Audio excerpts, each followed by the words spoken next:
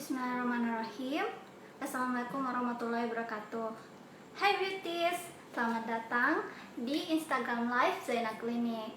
Nah, sebelum memasuki pembahasan, mari kita menyapa-nyapa beauties-beauties yang ada di luar sana. Halo Kak En Sukmakio, Kia Takdir, halo. Halo Kak Wiwin 90_. Halo Kak Reski _AWN. Halo Kak Duyana. Nah, sebelum memasuki pembahasan lagi, mari kita memperkenalkan diri. Nah, saya Kiki, salah satu karyawan dari Zaina Klinik sebagai moderator dari IG Story ini, IG Live ini. Nah, pembahasan kali ini adalah yuk kenali lebih dekat jerawat dan penyebabnya bersama Dr. Indah Febrini Triana.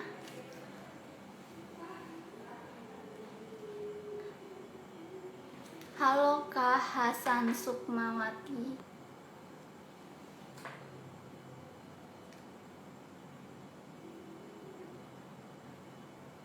Nah, untuk kamu beauties yang ingin bertanya tentang kondisi kulitmu yang berjerawat, ini kesempatan kalian loh untuk bertanya bersama dokter. Halo Kak Queen _Vidya Aprilia.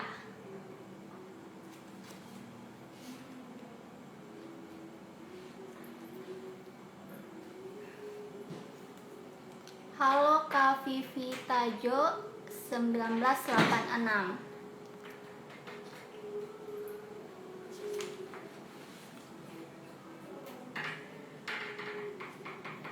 Seperti yang kita ketahui ya beauties, jerawat adalah salah satu masalah kulit yang sangat heboh untuk kamu. Nah, jerawat adalah kondisi kulit yang terjadi ketika folikel rambut tersumbat oleh minyak dan sel-sel kulit mati.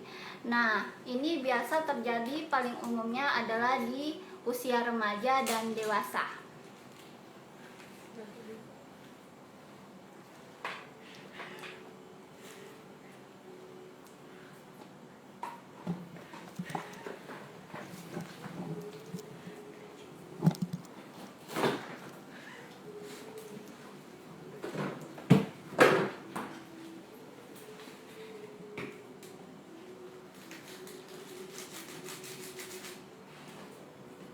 Halo Kak M Reski P_. Nah, tidak berlama-lama lagi ya Kak, kita invite dokter Indahnya.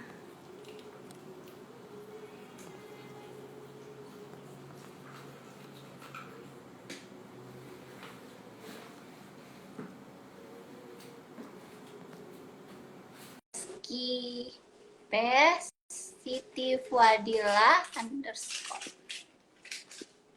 Halo KJJ _112.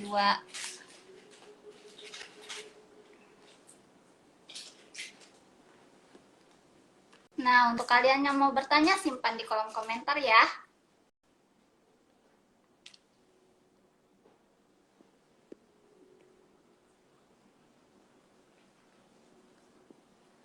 Kita undang lagi ya dokter Indah.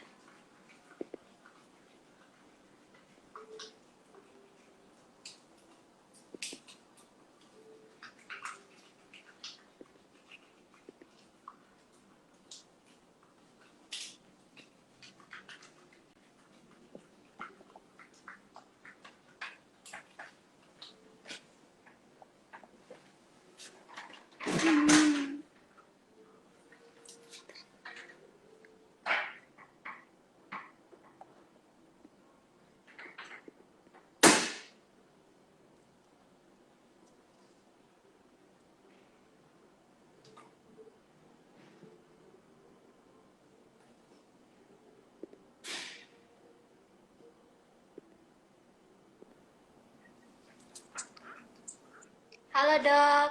Iya, halo. Selamat siang.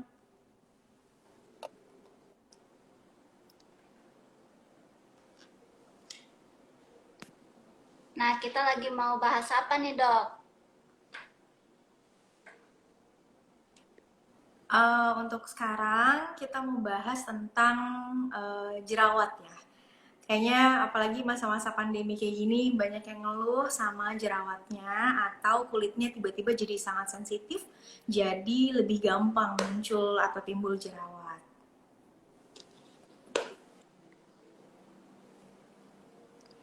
Mungkin ada teman-teman yang mau bertanya. Sebelumnya saya mau perkenalkan diri dulu. Saya dengan Dr. Indah Febrini Triana dari Zaina Klinik. Sekarang ini kita mau live Instagram untuk menjawab beberapa pertanyaan dari teman-teman atau beauties yang mungkin kadang-kadang bingung nih sama permasalahan di kulit, terutama di kulit wajah. Tapi untuk topik yang kali ini kan kita bahas yaitu tentang jerawat. Nah, perlu kita ketahuin dulu nih sebenarnya jerawat itu bukan hanya bisa muncul di bagian wajah saja. Jadi jerawat juga bisa timbul di area-area lain seperti di dada atau di punggung, bahkan di beberapa bagian tubuh lainnya, tergantung dari jenis kulitnya atau bagaimana jenis kulit dari masing-masing orang. Nah, kalau misalnya kita mendapati ada beberapa jerawat yang tumbuh dalam satu area, kita juga harus mengidentifikasi nih sebenarnya teman-teman, penyebabnya tuh apa, pemicunya apa sampai bisa muncul jerawatnya. Kan sebenarnya jerawat itu muncul pasti ada musababnya, misalnya alergi terhadap sesuatu atau mungkin ada pemakaian skincare yang tidak cocok, bisa juga karena stres, itu semua bisa menimbulkan jerawat loh sebenarnya. Jadi kalau ada pertanyaan yang ingin ditanyakan, bisa langsung ketik aja di kolom komentar, nanti saya akan bantu jawab. Halo yang sudah gabung.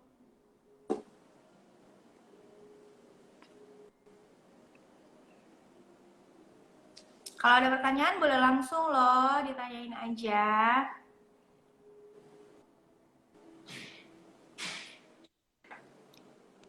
Mungkin saya bisa kasih pengantar dulu kali ya.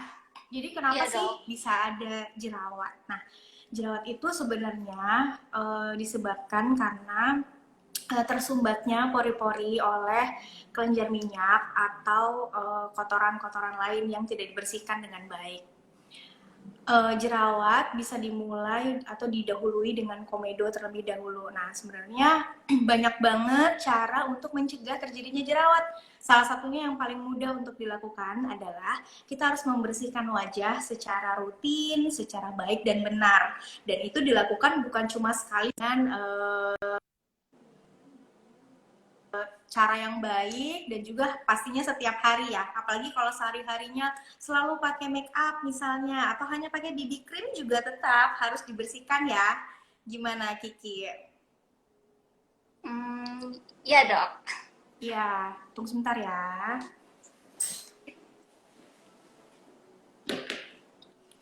Ini udah ada yang mulai bertanya nih. Ya dok, ini ada dari Kak Queen_Vidie Aprilia. Dok, kalau wajah berjerawat, pemakaian toner bagusan pakai kapsul atau pakai tangan? Dok, langsung diaplikasikan ke wajah sambil ditap-tap. Maksudnya kapas dok, atau pakai tangan kalau pemakaian toner?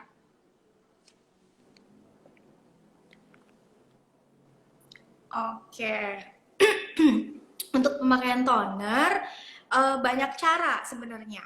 Jadi yang cara pertama boleh pakai kapas, kemudian diusap secara perlahan tapi ya dengan gerakan yang gentle juga atau gerakannya secara lembut saja.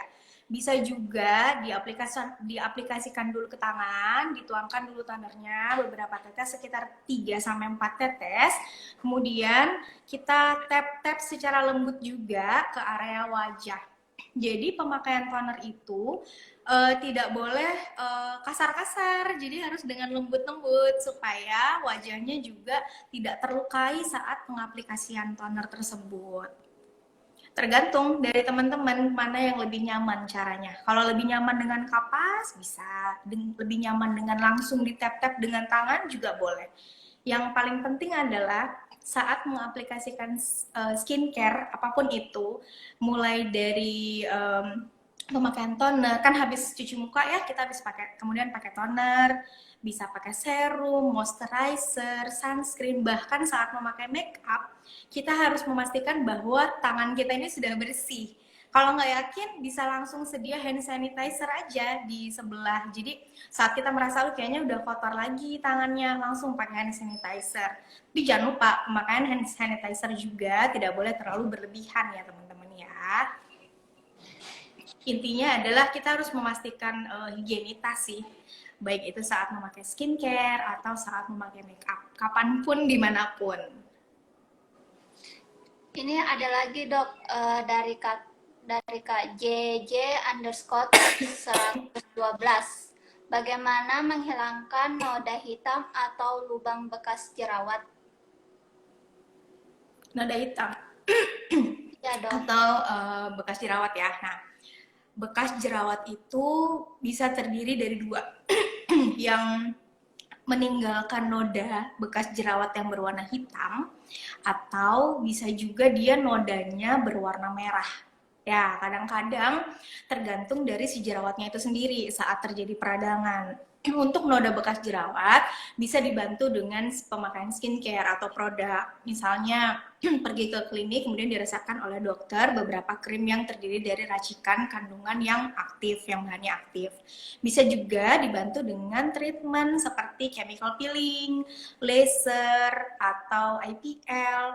Dan sekarang-sekarang ini kayaknya udah banyak treatment-treatment yang lagi viral ya, seperti microneedle therapy, itu juga bisa membantu untuk menyamarkan noda bekas jerawat. Nah, kalau masih hanya seperti noda bekas jerawat atau warna, baik itu berupa merah atau hitam, itu akan lebih mudah dihilangkan. Tapi saat sudah berupa bopeng atau scar, maka akan diperlukan tindakan yang lebih tinggi lagi. Biasanya sih kalau sudah berupa scar tidak bisa dibantu dengan hanya pemakaian skincare ya teman-teman ya, harus dibantu dengan treatment juga. Nah, untuk treatmentnya apa? Harus konsultasi dulu sama dokter, jangan lakukan treatmentnya sendiri di rumah sih kalau bisa. Karena apa? Karena kita tidak bisa menjamin kesterilan alat dan bahannya, satu. Kedua, untuk prosedurnya sendiri sudah ada SOP-nya, jadi hanya dokter-dokter yang memang sudah mempelajari dan sudah melalui beberapa proses training tertentu yang bisa melakukan treatment tersebut. Jadi kalau memang teman-teman mau membantu untuk menghilangkan noda bekas jerawat, memang baiknya sih konsul dulu sama dokter ya yang kompeten di bidangnya.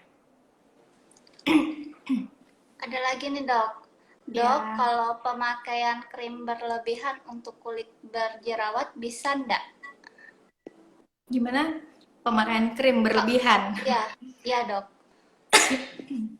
Jadi balik lagi ke inti dari pemakaian krim itu sendiri. Pemakaian krim harus disesuaikan dengan permasalahannya. Ya segala yang berlebihan sudah tentu tidak baik ya. Pastinya kalau kita mau memakai suatu krim, kita harus rutin konsultasi dengan dokter yang memberikan krim tersebut supaya pemakaiannya juga tepat sasaran. Jadi hasil akhirnya juga sesuai dengan yang diinginkan. Karena target dari pemakaian krim, terutama krim wajah, adalah bukan menuju kulit yang putih sebenarnya. Jadi itu yang perlu kita satukan persepsinya. Baik itu untuk kulit kering, kulit berminyak, atau kulit yang acne prone atau yang gampang untuk berjerawat, kulit sensitif. Tujuannya adalah untuk menstabilkan kulit menuju ke kulit yang lebih sehat. Nah, kulit yang sehat akan kembali ke dasar warna kulit yang awalnya. Nah, tiap orang kan beda-beda nih tipe warna kulitnya. Ada yang warna kulitnya memang putih, putihnya pun berbeda-beda. Ada yang putihnya kekuningan, ada yang putihnya keping-pingan, ada juga beberapa orang yang jenis kulitnya memang sudah dasarnya kuning kecoklatan, atau memang ada yang tipe kulitnya lebih gelap. Nah, untuk pemakaian krim, patokan berlebihan atau tidaknya itu kita harus periksa langsung. Karena kita tidak bisa menilai penyalahgunaan krim ya istilahnya seperti itu, hanya dengan melihat foto mungkin atau mengirimkan video atau by video call kita tidak bisa menentukan. Yang paling tepat adalah penentuan pemberian krim dan bagaimana anjuran pemakaiannya harus ketemu langsung, jadi kita bisa lihat permasalahannya seperti apa supaya lebih detail, dan untuk memberikan resep krim juga dokter akan lebih tepat gitu. Terus dok, ada lagi cara mengatasi jerawat yang gatal-gatal dok. Jerawat yang gatal. Nah, jerawat yang gatal kita harus tahu dulu nih sebenarnya gatalnya apa semua area wajah atau hanya di beberapa area tertentu, gatalnya kapan saja, apakah setiap saat atau ada saat-saat tertentu. Nah, maka dari itu kita harus lakukan istilahnya anamnesis kalau kami di dunia kedokteran ya, di dunia medis. Anamnesisnya secara terperinci, jadi semua ditanyakan mulai dari ada riwayat alergi apa, sudah menggunakan skincare apa saja, kemudian bagaimana riwayat pekerjaan, riwayat olahraga gitu. Karena itu semua akan berhubungan dengan timbulnya jerawat, penyebab yang menjadikan penyebab si jerawatnya itu sendiri. Nah, kalau ada gatal, saat gatalnya tidak terlalu mengganggu, mungkin bisa dibantu dengan pengompresan dan kompres dingin. Kompres dinginnya itu bukan langsung es batu terus kita kompres di wajah ya. Sebaiknya jangan seperti itu ya teman-teman ya. Untuk mengkompres dingin bisa dibantu dengan handuk direndam di air yang ada esnya. Kemudian handuk tersebut kita kompres ke bagian yang kita rasa tidak nyaman. Itu pun handuknya harus dengan handuk yang steril ya teman-teman ya, yang sudah dicuci. Jangan handuk yang sudah dipakai kemudian kita pakai ulang hanya dijemur-jemur saja. Karena ini untuk wajah, jadi kita juga harus menggunakan bahan-bahan yang bersih supaya tidak menyebabkan tersumbatnya lebih banyak kuman di pori-porinya, yang akan menyebabkan nanti malah jadi komplikasi kemana-mana kalau yang kita gunakan malah kotor. Jadi baiknya sih memang dicari tahu dulu penyebab gatalnya apa nih Kiki ya. Kalau misalnya memang ada alergi, misalnya pasien alergi kacang, kemudian dia timbul jerawat dan memang jerawatnya juga gatal, maka kita juga harus identifikasi alerginya tersebut harus dijauhi, hindari dulu pemicu alerginya sehingga berangsur-angsur nanti jerawatnya juga pasti akan berkurang. Di samping itu mungkin dokter nanti akan meresepkan obat minum untuk mengurangi gatalnya tersebut. Untuk obat minum pengurang gatal juga harus diperlukan follow up yang ketat karena itu nggak bisa dikonsumsi terlalu lama kayak gitu. Terus dok, mau nanya dari Kak Umu _17 Salsabiha. Maaf dok, mau nanya sebaiknya perawatan apa bagus untuk muka yang kusam dan menghilangkan komedo yang kering? Oke. Muka yang kusam sama komedo bisa dibantu dulu pertama dengan di facial. Jadi untuk facial sendiri itu bukan hanya dibersihkan saja, tapi dibersihkannya secara menyeluruh dan detail. Untuk komedonya bisa diekstraksi komedo. Nah, untuk mengeluarkan komedo ya teman-teman ya, tidak harus dengan metode pemencetan sebenarnya. Jadi yang paling penting adalah untuk membuka pori-porinya dulu supaya komedonya bisa lebih mudah dikasih keluar. Kadang-kadang suka salah kaprah nih teman-teman, ngeluarin komedo sendiri di rumah, main pencet-pencet aja dengan tangan yang tidak bersih atau mungkin alat yang tidak bersih, sehingga setelah dikasih keluar komedonya, loh kok malah ada lagi dan malah bisa menjadi infeksi. Nah itu yang kita harus perhatikan. Dari tadi kayak selalu saya ulang-ulang kalau kita harus memperhatikan higienitas atau kebersihan dalam hal membersihkan wajah atau dalam melakukan tindakan apapun yang akan kita terapkan di wajah kita, baik itu hanya sekedar memakai skincare atau memakai make up, bahkan saat melakukan tindakan. Kalau kami sendiri sih di Zaina Klinik semuanya pasti alatnya bersih ya teman-teman ya, selalu dibersihkan. Hanya sekedar ruangan pun juga semua sudah dibersihkan kayak gitu. Untuk kulit kusam bisa dibantu dengan memakai pastinya double cleansing ya. Kalau misalnya tiap harinya keluar rumah pakai make up misalnya, kadang-kadang ada beberapa orang yang menganggap remeh nih double cleansing, yaitu membersihkan wajah double. Double-nya gimana dok? Yang pertama bisa pakai first cleanser yang berupa minyak atau oil base. Yang kedua selain oil base bisa juga pakai yang berbentuk susu, misalnya susu pembersih, milk cleanser. Setelah itu bersihkan wajah dengan sabun cuci muka. Sesuaikan jenis sabun dengan kondisi kulit teman-teman juga. Habis itu bisa menggunakan toner. Nah, setelah toner kita bisa menggunakan regimen yang sudah biasa kita pakai dan cocok.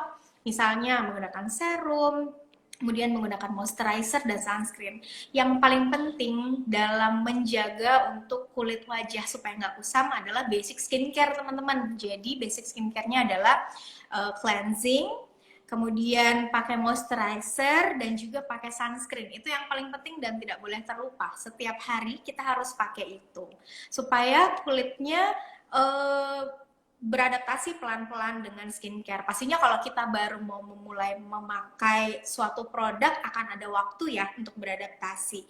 Tapi waktu adaptasi itu diharapkan penyesuaian dengan produknya pun tetap di follow up dengan teman-teman yang pakai. Jangan misalnya nih mikirnya ini lagi penyesuaian, kayaknya nggak apa-apa deh keluar jerawat. Nah, jerawatnya dilihat dulu nih, apakah satu muka langsung muncul jerawatnya. Kayaknya itu nggak tepat ya. Kalau memang satu muka muncul jerawat, baiknya sih langsung konsul dulu sama dokternya. Jangan dibiarkan gitu aja gitu. Nah, kalau untuk kulit kusam, bisa dibantu juga untuk menggunakan toner yang mengeksfoliasi kulit. Tapi penggunaan exfoliating toner itu nggak tiap hari, hanya sekitar 1 sampai 2 kali dalam seminggu, disesuaikan dengan jenis kulitnya teman-teman lagi gitu. Jadi eksperimen untuk mencoba produk yang cocok dengan kulit kita itu harus, cuma eksperimennya juga jangan terlalu berlebihan.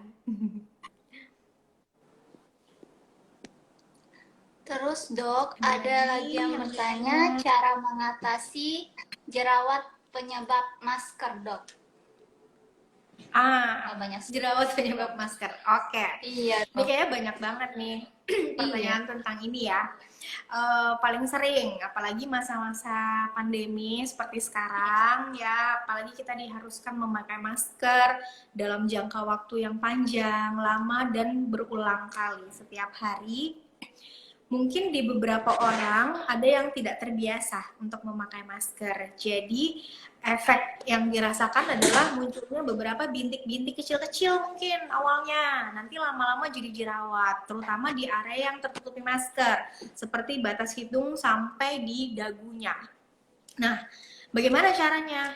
Yang pertama, pastinya kita harus pilih bahan masker atau kain masker bagian dalamnya tuh yang halus. Itu kalau pakai masker kain. Kalau pakai masker medis, usahakan cari masker yang sudah terregistrasi oleh Kementerian Kesehatan ya teman-teman ya, karena masker yang sudah terregistrasi otomatis sudah diteliti, sudah melalui proses uji lab, bahannya juga sudah aman untuk digunakan. Jadi jika kita gunakan berulang maskernya, penggunaan rutin seharusnya tidak akan menyebabkan iritasi yang berlebihan. Nah, itu yang pertama untuk pemilihan bahan masker. Yang kedua, sebaiknya menggunakan masker itu maksimal 4 jam. Ya, 4 jam. Jadi misalnya untuk teman-teman yang bekerja di luar rumah atau mungkin melakukan kegiatan di luar rumah lebih dari 4 jam, harus nih bawa masker cadangan di tas. Jadi masker cadangannya bisa 2 sampai 5 buah di dalam tas supaya bisa diganti-ganti gitu. Jadi patokannya dalam 4 jam, di atas 4 jam. Kalau pakai masker kain yang sudah dipakai disisihkan di tempat khusus sehingga nanti di rumah akan dicuci kembali langsung. Pulang ke rumah langsung cuci. Kalau pakai masker medis, otomatis maskernya akan sekali pakai buang ya teman-teman, jangan dicuci. Kalau masker medis sebaiknya disposable, 1 kali pakai buang. Kemudian setelah menggunakan masker, kita bisa mencuci muka di rumah. Nah, itu juga proses cuci mukanya seperti biasa dengan gentle aja, dengan lembut saja, tidak perlu terlalu digosok-gosok, terutama area yang mungkin sudah muncul jerawat, secara lembut saja untuk menghilangkan debu-debu yang tertempel di dalam maskernya itu. Mungkin biasanya kalau udah lama pakai masker, kadang keringatnya banyak ya di dalam masker, jadinya nggak nyaman juga. Otomatis pemakaian lebih dari 4 jam kayaknya sih sebaiknya sudah tidak lagi dilakukan gitu. Nah, untuk pemakaian masker, kita juga harus tetap pakai skincare ya teman-teman di dalamnya sebelum pakai masker. Jadi tetap pakai moisturizer atau pelembab, tetap pakai sunscreen juga. Walaupun area yang tertutup mulai dari batang hidung sampai ke bawah, tapi pemakaian sunscreennya tetap satu wajah ya. Jangan cuma bagian hidung ke atas aja yang dipakai sunscreen. Kadang-kadang ada beberapa orang yang salah gitu kan, dia bilang nggak kena sama matahari kok yang bagian sini ke bawah gitu, tapi tetap itu juga tetap harus dikasih pakai sunscreen ya teman-teman ya gitu. Ada lagi Terus yang dok, bertanya? makanan yang menyebabkan jerawat apa aja dok? Supaya bisa Makanan terhindari. ya, jadi makanan penyebab jerawat sih sebenarnya kalau dimakan tidak berlebihan seharusnya tidak menyebabkan jerawat ya. Nah, jadi kita perlu pahami bahwa penyebab timbulnya jerawat itu adalah minyak atau kotoran yang tersumbat di pori-pori. Nah, kalaupun kita makan sesuatu makanan yang katanya orang bisa menyebabkan jerawat, tapi proses pembersihan wajahnya adalah betul, seharusnya tidak bisa jadi jerawat. Nah, cuma banyak nih kadang-kadang beberapa orang yang bilang hindarin kacang gitu, hindarin cabai atau sambal, atau hindarin coklat atau susu dan turunannya ya. Boleh hindarin, sebenarnya tidak usah tidak dimakan sama sekali. Kalau menurut saya adalah tetap dikonsumsi tapi dalam porsi yang secukupnya. Jadi kalau misalnya mau makan kacang nih, jangan juga satu toples gitu dihabiskan. Misalnya kemarin pas lagi masa-masa lebaran gitu ya, ke rumah orang makan kacangnya jadi nggak kekontrol, jadi banyak gitu makan kacangnya ya. Sebaiknya di porsi yang secukupnya saja. Dan jangan lupa tetap membersihkan wajah sesuai dengan panduan yang baik dan benar kayak gitu. Kecuali kalau misalnya ada alergi ya Ki ya. Kalau memang ada alergi terhadap makanan tertentu ya baiknya dihindari pemicunya. Karena kalau misalnya makannya cuma sedikit pun sudah bisa menyebabkan sesuatu alergi di kulit. Baik itu berupa jerawat mungkin atau minyak yang dikonsumsi atau minyak yang diproduksi jadi terlampau banyak, tidak seperti pada orang yang biasa. Tapi dok, kalau misalkan ada kasus nih dok, misalkan kan apa-apa aja kita harus pakai sunscreen. Nah kalau misalkan orang-orang itu dia tidak cocok pakai sunscreen dok. Kalau pakai sunscreen dia berjerawat dok. Bagaimana itu cara mengatasinya dok? Oke. Iya nih, ada beberapa orang sih kadang-kadang yang suka tanya ya, kalau pakai sunscreen Ya. dok, jadinya jerawatan, jadinya berminyak mukanya. Nah, sebenarnya bukan salah sunscreennya, salah dari kitanya. Jadi, kita yang harus pintar-pintar memilih produk apa yang cocok dengan kulit kita. Gimana caranya? Cari dan cari terus-menerus gitu ya. Jadi sekarang sudah banyak produk yang beredar atau bisa juga didapatkan dari dokter, diresepkan khusus begitu sesuai dengan jenis kulitnya. Makanya kita kalau sudah mendapatkan produk yang cocok, baiknya adalah dipakai yang cocok saja. Jangan sering mencoba-mencoba yang mungkin yang lagi viral gitu, yang lagi dipakai oleh banyak artis atau selebgram, mau coba lagi deh, katanya bagus. Oke, katanya bagus menurut A, belum tentu cocok ke kulitnya si B. Jadi itu yang perlu kita pahamin. Jenis kulit tiap orang itu beda-beda, tipe kulit tiap orang beda-beda, permasalahan kulit tiap orang pastinya akan berbeda-beda.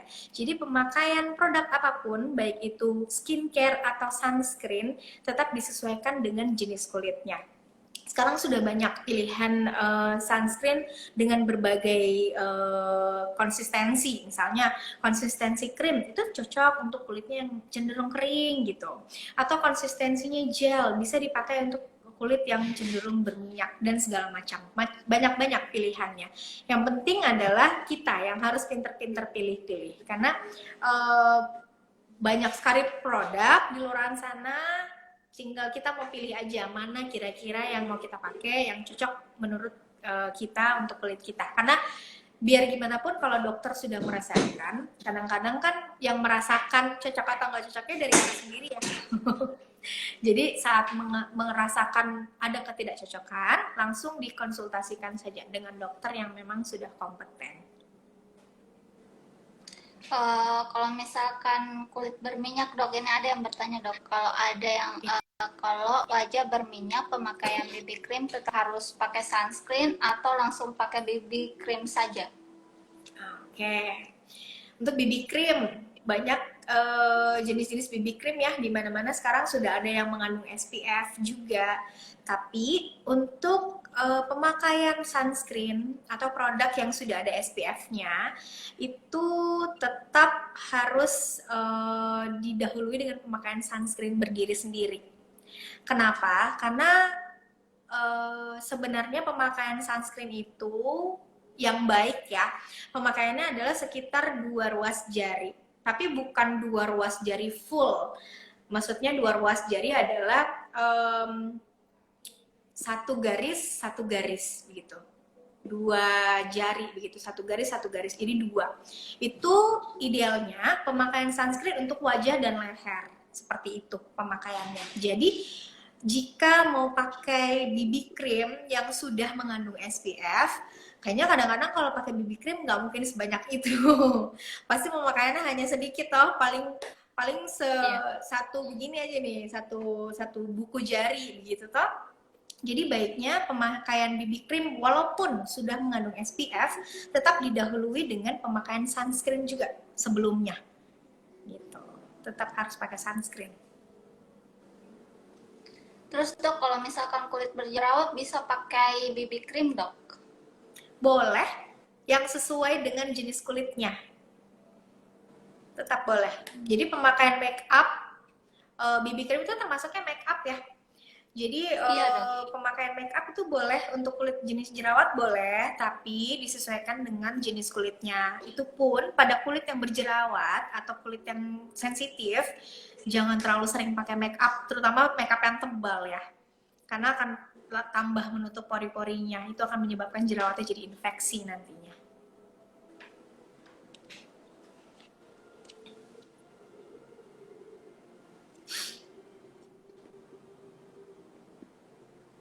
Ada lagi yang mau tanya?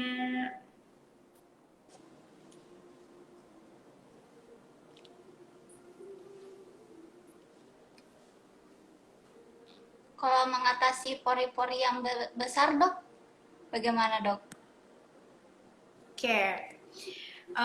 Mengatasi pori-pori yang besar, kita harus lihat dulu pori-porinya besarnya itu seperti apa. Jangan sampai yang dimaksud adalah scar atau bopeng ya. Jadi kalau untuk pori-pori bisa dibantu dengan pemakaian skincare yang tepat, juga bisa bikin pori-porinya terlihat tampaknya seperti normal. Tapi untuk orang normal, walaupun influencer, mau selebgram, mau artis, semuanya pasti punya pori-pori ya. Jadi itu yang perlu dipahami dulu. Persepsinya dikasih satu dulu. Kalau tidak punya pori-pori sama sekali itu berarti pakai filter.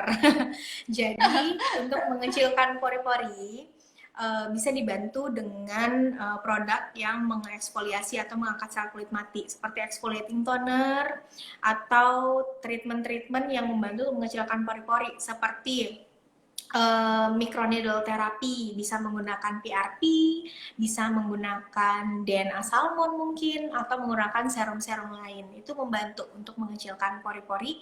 Dan kalau misalnya masalahnya adalah scar atau bopeng, itu memerlukan treatment yang lebih advance lagi nantinya, karena masalahnya adalah kita harus memperbaiki struktur jaringan kulit yang sudah rusak. Jadi tindakannya tidak dalam satu kali, perlu beberapa kali, berkala gitu, bertahap tindakannya. Nanti kalau mau tahu tentang caranya bagaimana lebih detail, bisa langsung datang ke klinik aja untuk konsultasi dengan dokter. Kalau mengatasi kulit yang kering gimana, dok? Oke, kulit yang kering tadi harus pakai moisture utama, harus pakai sunscreen juga tetap. Kemudian pada kulit yang kering tidak boleh terlalu sering menggunakan exfoliating toner. Jadi mungkin pada kulit yang sensitif atau yang berjerawat misalnya penggunaan exfoliating toner bisa sampai 2 kali maksimal dalam 1 minggu. Untuk kulit atau keringnya seperti tertarik-tarik sekali begitu, sebaiknya jangan gunakan exfoliating toner. Baiknya adalah memperbaiki skin barrier-nya dulu. Bagaimana? Perbaikin skin barrier itu bisa dengan menggunakan moisturizer, bisa dengan treatment-treatment yang untuk menaikkan kolagen, misalnya seperti skin booster juga bisa untuk bantu untuk kasih naik kolagen, jadi kulitnya jadi lebih kenyal, lebih lembab juga, kayak gitu. Dan untuk kulit kering, kulit jerawat juga itu wajib banyak minum air putih ya. Dalam sehari minimal 8 gelas, bisa sampai 10 gelas. Mengatasi jerawat hormon, Dok. Bagaimana, Dok? Oke, jerawat hormon. Ya kita harus tahu dulu dari hormon apa nih sebenarnya yang menyebabkan jerawat seperti itu. Kadang-kadang orang bilang jerawat hormon karena jerawatnya itu muncul saat mau haid, mungkin saat lagi masa PMS atau mungkin saat lagi hamil muncul jerawatnya, bisa jadi. Untuk jerawat hormon kita harus lihat dulu pemicunya karena hormon apa. Jadi kalau memang hormonnya sudah ditahu yang menyebabkan apa, bisa konsultasi lebih jelasnya lagi. Sebenarnya bagusnya sih ke dokter kandungan.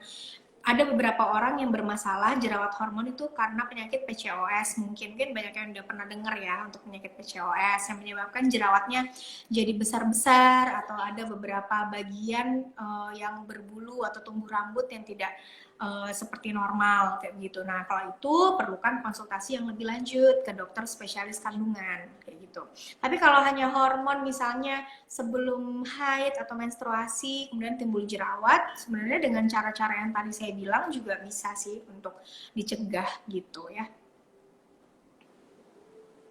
Ya, Dok, karena waktunya sudah lebih 30 menit, disudahi dulu ya IG live-nya, Dok. Ya, terima kasih teman-teman. Mengucapkan, Dok.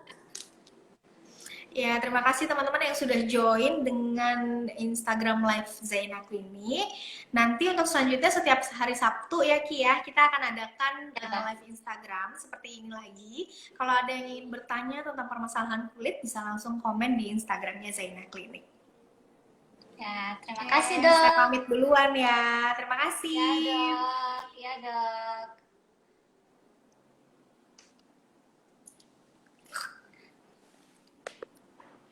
Nah, itu ya beauties. Jadi bagi kalian yang mempunyai masalah-masalah kulit seperti jerawat, kesimpulannya harus memperhatikan higienisnya apa-apa saja yang mau ditimpa di wajah kalian.